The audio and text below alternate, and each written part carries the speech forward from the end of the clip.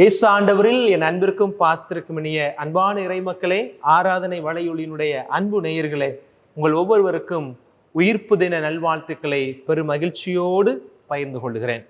உங்கள் ஒவ்வொருவருக்கும் நம்முடைய ஆராதனை சேனல் இருக்கிற தீபன் சாமி சார்பாகவும், நம்மளோடு பயணிக்கக்கூடிய அனைத்து நண்பர்கள் சார்பாக, நம்முடைய சேனல் இருக்கிற ஒவ்வொரு நேயர்கள் சார்பாக உங்களுக்கு ஹாப்பி ஈஸ்டர் உயிர்ப்பு தின நல்வாழ்த்துக்கள். ஒரு மிக நெடிய நீண்ட பயணம், 40 நாட்களுக்கு மேலாக தவ ஒழுக்கத்திலிருந்து, தியான வாழ்க்கையிலிருந்து, ஜெபத்தில் அதிகமாக நேரத்தை செலவழித்து நல்ல தயாரிப்போடு இந்த உயிர்ப்பை கொண்டாடுகிற உங்கள் ஒவ்வொருவரையும் இயேசு ஆண்டவர், உயிர்த்த ஆண்டவர் நிறைவாய் ஆசீர்வதிப்பார் என்கிற ஒரு ஆசீர்வாத செய்தியோடு உயிர்ப்பு விழாவை குறித்த மறைச்சுரை உங்களோடு பகிர்ந்து கொள்ள விரும்புகிறேன். சிம்பிளா ஒரு கேள்வி, வாட் இஸ் ஈஸ்டர் ஃபாதர்? உயிர்ப்பு விழான்னு சொல்றேன், ஹாப்பி ஈஸ்டர் அப்படின்னு நம்ம சொல்றோம் இல்லையா? இந்த ஈஸ்டர்ன்ற வார்த்தையை தான் நம்ம தமிழாக்கம் பண்ணி நம்ம உயிர்ப்பு விழான்னு வச்சிருக்கோம். உண்மையிலேயே இந்த ஈஸ்டர் அப்படின்ற வார்த்தைக்கு என்ன அர்த்தம் அப்படின்னா, அழகாக சொல்லியிருக்கிறார்கள், ஃப்ரெஷ் ஃப்ளவர்ஸ், புத்தம் புதிய மலர், புதிதாய் பூத்த மலர் அப்படின்றதுதான் இந்த ஈஸ்டர் அப்படின்ற வார்த்தைக்கு அர்த்தம். இது நல்லா மனசுல நிறுத்தி வச்சுக்கோங்க. இனிமே யாரு கேட்டாலும் நீங்க சொல்லணும், நீங்க உங்க பிள்ளைகளுக்கெல்லாம் சொல்லணும். இதை ஈஸ்டர் அப்படின்னா என்ன அர்த்தம்? ஃப்ரெஷ் ஃப்ளவர்ஸ், புதிதாய் பூத்த மலர் அப்படின்றது தான் அர்த்தம். அப்போ ஏன் இப்போ ஈஸ்டர்னு பேர் வச்சுட்டாங்கன்னு உங்களுக்கு புரிஞ்சிருக்குன்னு நினைக்கிறேன். இயேசு புதிதாய் பூத்த மலராக இருக்கிறார்.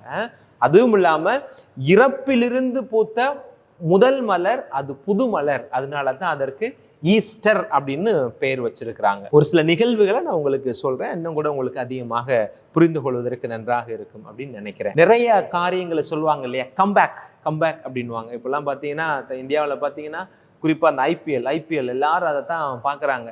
அதில் ஏதாவது ஒரு டீம் கொஞ்சம் தொய்வாயிடுச்சு, தொடர்ந்து 2-3 தடவை தோத்துருச்சு அப்படின்னா, எப்போ கம்பேக் கொடுக்க போகுது, எப்படி இவங்க கம்பேக் கொடுக்க போறாங்க அப்படின்னு கேட்குறாங்க. எல்லா துறையிலையுமே ஏற்றமும் இறக்கமும் இருக்கத்தான் செய்யும். அந்த இறக்கம் வந்துருச்சு அப்படின்னா மக்கள் எல்லாரும் கேட்கறது கம்பேக் அப்படின்வாங்க. முகமது அலி அப்படின்னு சொல்லிட்டு மிகப்பெரிய ஒரு குத்துச்சண்டை வீரர். அவர் 1974 ஒரு மிகப்பெரிய ஒரு சரிவை சந்திக்கிறார். அதுக்கப்புறம் அவருக்கு நல்ல ஒரு கம்பேக் கொடுத்தார். ரொம்ப எல்லாரும் புரிஞ்சுக்கணும் அப்படின்னா, த பெஸ்ட் கம்பேக் அப்படின்னு யாரை சொல்லுவாங்கன்னா ஜப்பானை தான் சொல்லுவாங்க. 2ஆம் உலகப் போருக்கு அப்புறம் மிகப்பெரிய அழிவை சந்தித்து அந்த நாடே முடிந்து போகும் என்று நினைத்தார்கள். ஆனால் இன்றைக்கு வல்லாதிக்கம் நிறைந்த ஒரு வல்லரசு நாடாக உயர்ந்திருக்கிற ஜப்பானை சொல்லுவாங்க இட்ஸ் அ பெஸ்ட் கம்பேக் அப்படின்வாங்க. ஆனா அதையும் கடந்த ஒரு கம்பேக் யார் கொடுத்திருக்கிறா அப்படின்னா ஜீசஸ் மாத்திரம் தான் கொடுத்திருக்கிறார். அவர்கள் எல்லாம் அழிவிலிருந்து மீண்டு வந்தவர்கள். ஆனால் இயேசு கிறிஸ்து இறப்பிலிருந்தே உயிர்த்து வந்தவர். அதுதான் மிகப்பெரிய கம்பேக் இந்த ஹிஸ்டரி ஆஃப் த வேர்ல்ட் இன்னைக்கு வர இருக்கிறது. காலியான கல்லறை தான் இயேசுடைய உயிர்ப்புக்கு மிகப்பெரிய ஒரு சாட்சியமாக இருக்கிறது. நீங்களும் நாளும் அந்த உயிர்த்த இயேசுனுடைய பிள்ளைகளாக இருக்கிறோம்.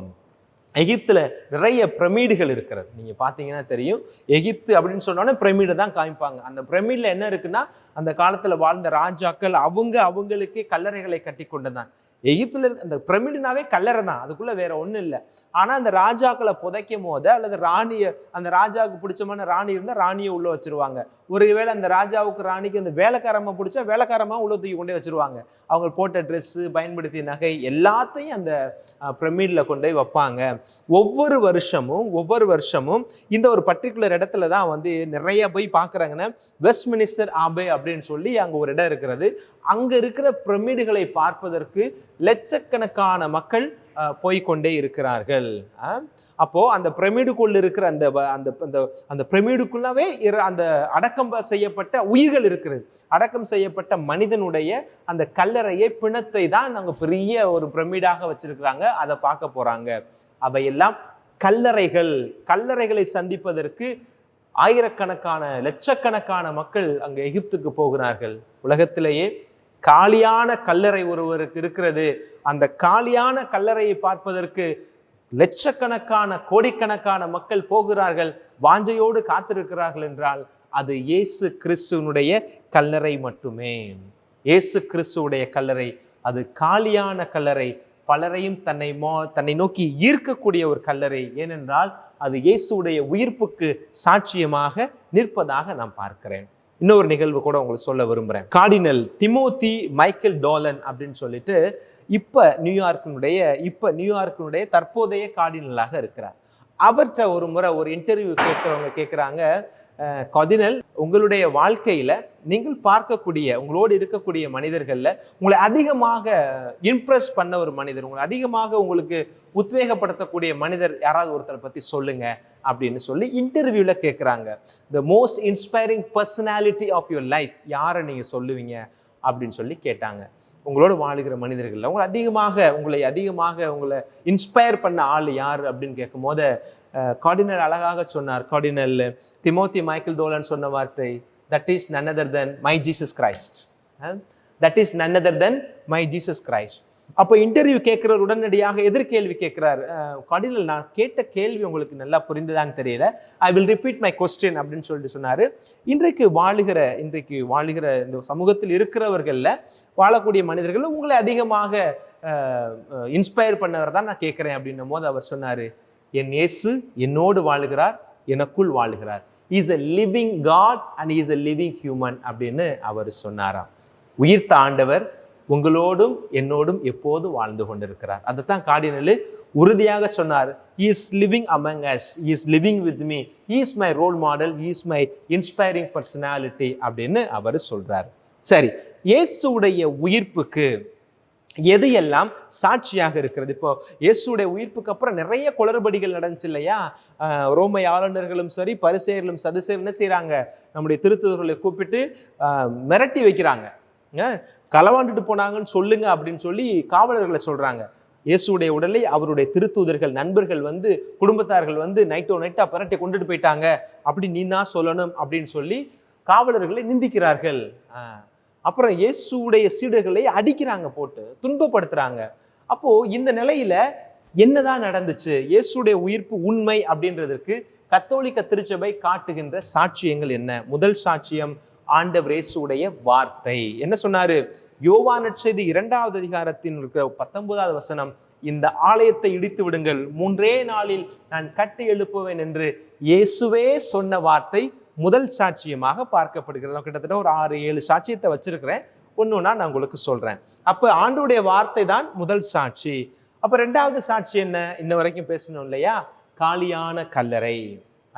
கல்லறையில் இருந்த உடலை எடுத்துக்கொண்டு சென்று விட்டார்கள். காலியான கல்லறையை காவல் காத்தவர்கள் எத்தனை பேர்? 16 பேர் காவல் காத்திருக்கிறாங்க. 16 பேருடைய காவலையும் கடந்து பயந்து போய் ஒடுங்கி போயிருந்த சீடர்களா களவாண்டிருப்பாங்க? வாய்ப்பே இல்லை. அப்ப என்ன ஆச்சு? அதற்கான ப்ரூஃப் அவங்கள்ட்ட இல்லை, அவங்களால அதை நிரூபிக்கவே முடியவில்லை. இயேசுடைய உடலை எங்கு எடுத்து கொண்டு போனார்கள், யார் எடுத்து கொண்டு போனார்கள் அப்படின்ற ப்ரூஃப் எதுவுமே இல்லாததுனால உயிர்த்தார் என்பதில் உண்மையாக இருக்கிறது, அது உண்மையானதும் இருக்கிறது அப்படின்றத அந்த இடத்துல பதிவு செய்கிறோம். இதை லூக்கா நற்செய்தி 24வது அதிகாரத்தில் இருக்கிற 3வது வசனத்துல பார்க்கிறோம். மகதலேனா மரியாம் போறாங்க, அப்புறம் ராயப்பர் போய் பார்த்து அந்த காலியான கல்லறையை உறுதி செய்கிறார்கள்.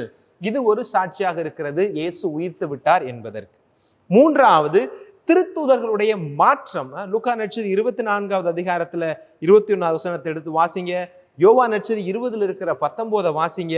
ஒரு பயந்த ஒரு குழுவாகத்தான் இருக்கிறாங்க. இயேசு அடிபடுகிற பொழுது எல்லோரும் சிதறி ஓடி போனார்கள்.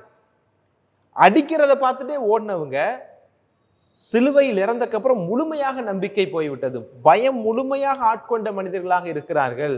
அப்படிப்பட்டவருங்க இறந்ததுக்கு அப்புறம் பாடி எடுக்க எப்படி வர முடியும்?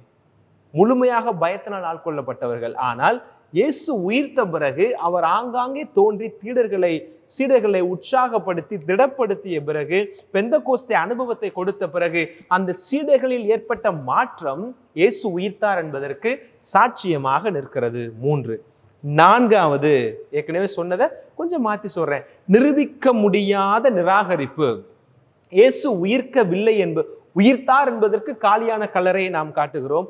உயிர்த்தார் என்பதற்கு அவருடைய வார்த்தையை சொல்லுகிறோம். உயிர்த்தார் என்பதற்கு சீடர்களுடைய வாழ்க்கை முன்னுதாரணமாக நிற்கிறது. நிராகரிப்பதற்கு, அதை டிஸ்ப்ரூவ் பண்ணுவதற்கு படை இருந்தும் பணம் இருந்தும் அதிகாரம் இருந்தும் அதிகார வர்க்கத்தால் அதை டிஸ்ப்ரூவ் பண்ண முடியல, அதற்கான முன்முனைப்பை அவர்கள் எடுக்க முடியல அப்படின்றது 4வது ஒரு சாட்சியா வருகிறது.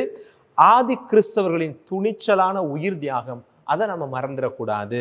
அப்போ புதிதாக கிறிஸ்துவை ஏற்றுக்கொண்டவர்கள் சிலுவையில் அறைந்து கொல்லப்பட்ட ஒரு மனிதனை இவர்கள் கடவுளாக ஏற்கிறார்கள், தன்னுடைய வாழ்க்கையினுடைய முன்மாதிரியாக, தன்னுடைய ஆன்மீகத்தினுடைய வழிகாட்டியாக கொண்டிருக்கிறார்கள் என்று சொன்னால் சிலுவையில் அறைந்த மரித்த அந்த மனிதனால் முடியாது, அதையும் கடந்த ஏதோ ஒன்று நடந்திருக்கிறது, அதுதான் உயிர்ப்பு. அந்த உயிர்த்த இயேசுவில் கொண்ட நம்பிக்கை தான் இந்த புதிய கிறிஸ்தவர்களுக்கு உயிர்தாகம் கொடுக்கக்கூடிய சக்தியை தந்தது. அப்படின்னா ஆதி கிறிஸ்தவருடைய உயிர்த்தாகம் இயேசு உயிர்த்தார் என்பதற்கு சாட்சியாக கொண்டலாம்.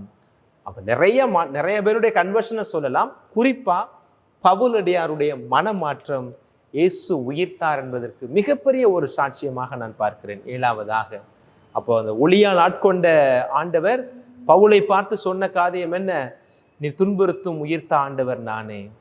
அந்த இயேசு கிறிஸ்து தன்னை வெளிப்படுத்துகிறார். அந்த இடத்துல சொல்லும் போது தன்னுடைய உயிர்ப்பினுடைய வல்லமையை, தன் உயிர்த்தலை அவர்களுக்கு உறுதிப்படுத்துகிறார்.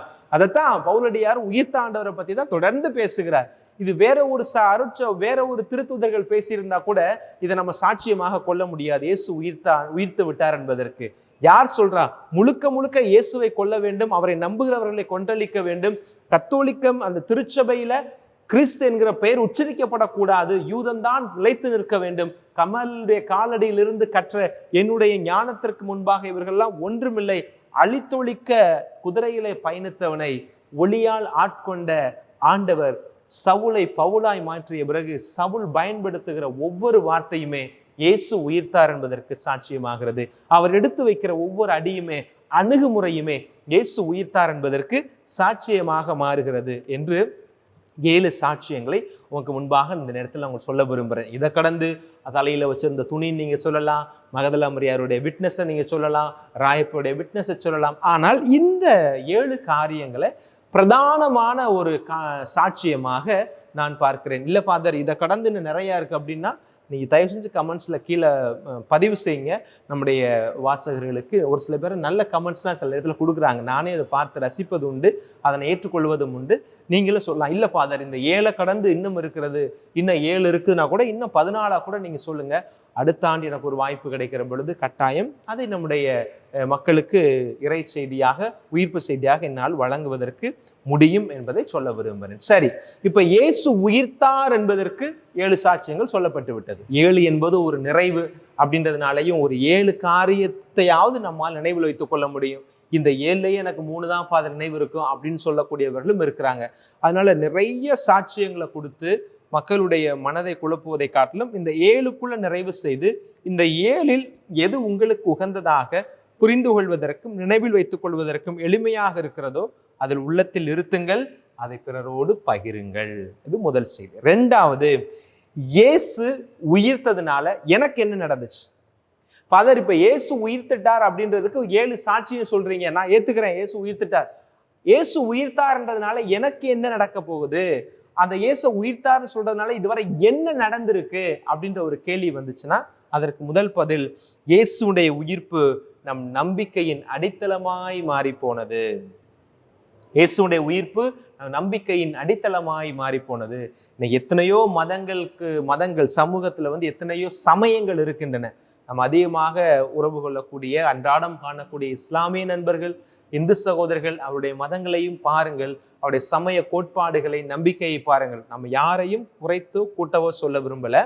அவர்களுடைய நம்பிக்கையில் அவர்களுக்கு ஆழம் இருக்கிறது. ஆனால் கொஞ்சம் அறிவியல் பூர்வமாக மதிநுட்பமா நம்ம அணுகி பார்த்தோம் அப்படின்னா இந்த கிறிஸ்தவத்தின் அடிநாதமாக இருக்கிற இயேசுடைய உயிர்ப்பு ஒரு தனித்துவமான ஒன்றாக இருக்கும். அவர் பிறந்தார், வாழ்ந்தார், இறந்தார், உயிர்த்தார். அதுதான் கிறிஸ்துவனுடைய நம்ம விசுவாசத்தினுடைய மறைபொருளாக நாம சொல்லுகிறோம். 1 கொரிந்தியர் 15வது அதிகாரத்துல 14வது வசனம் வாசிங்களே. கிறிஸ்து உயிருடன் எழுப்பப்படவில்லை என்றால் நாங்கள் பறைசாற்றிய நற்செய்தியும் நீங்கள் கொண்டிருந்த நம்பிக்கையும் பொருளற்றதாய் மாறி இருக்கும். இயேசு உயிர்க்கவில்லை என்றால் நல்ல மனிதராக அவர் அறியப்பட்டிருப்பார், உயிர்த்ததால் அவர் கடவுளாய் மாறி போனார். அதான் உண்மை. முதல்ல வாசிக்கிறேன். 1 கொரிந்தியர் 14-15 பாருங்க. கிறிஸ்து உயிரோடு எழுப்பப்படவில்லை என்றால் நாங்கள் பறைசாற்றிய நற்செய்தியும் நீங்கள் கொண்டிருந்த நம்பிக்கையும் பொருளற்றதாய் போயிருக்கும். இயேசு உயிர்த்ததினால்தான் எங்களுடைய வார்த்தைக்கும் எங்களுடைய பிரசங்கத்துக்கும் ஒரு பொருளே கிடைச்சிச்சு. நான் அப்படிதான் யோசிக்கிறேன். ஒருவேளை இயேசு உயிர்க்காம அந்த கல்லறையோடு அவர் வாழ்க்கை முடிஞ்சிருந்துச்சு அப்படின்னா இன்னைக்கு இயேசுடைய கல்லறை அந்த பிரமிடை பார்க்க போறது மாதிரி ஒரு குறிப்பிட்ட சாரார் மக்கள் பார்க்க போயிருப்பாங்க.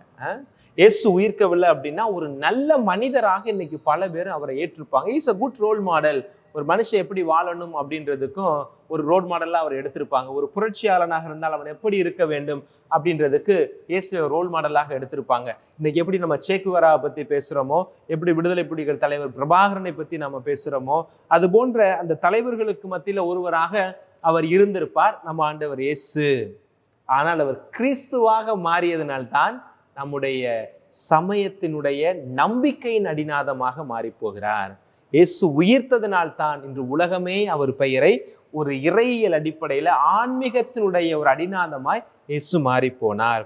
ரோமியர் திருமுகம் 10வது அதிகாரத்துல 9வது வசனம், இயேசு ஆண்டவர் என வாயார அறிக்கையிட்டு இறந்த அவரை கடவுள் உயிர்த்தெழச் செய்தார் என நீங்கள் உள்ளூர நம்பினால் மீட்பு பெறுவீர்கள். அப்போ இயேசு கிறிஸ்துவை நம்புவதோடு மட்டும் நமக்கு வாழ்க்கை வந்து விடாது. அது என்ன செய்யணும்?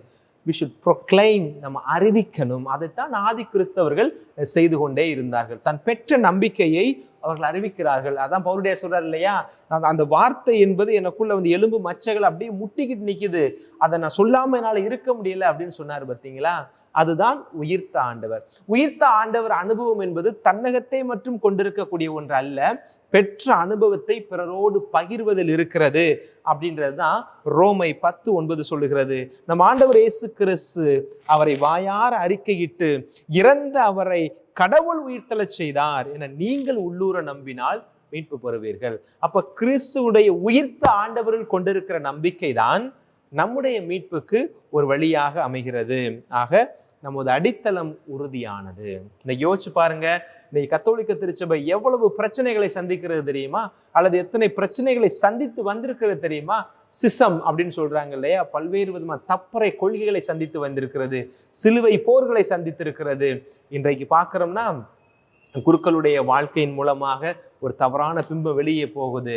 அதை அதிகார துஷ்பிரயோகத்தினால திருச்சபை எவ்வளவோ பழிச்சொல்லுக்கும் கேள்விக்கும் விவாதத்துக்கும் உட்படுத்தப்படுகிறது.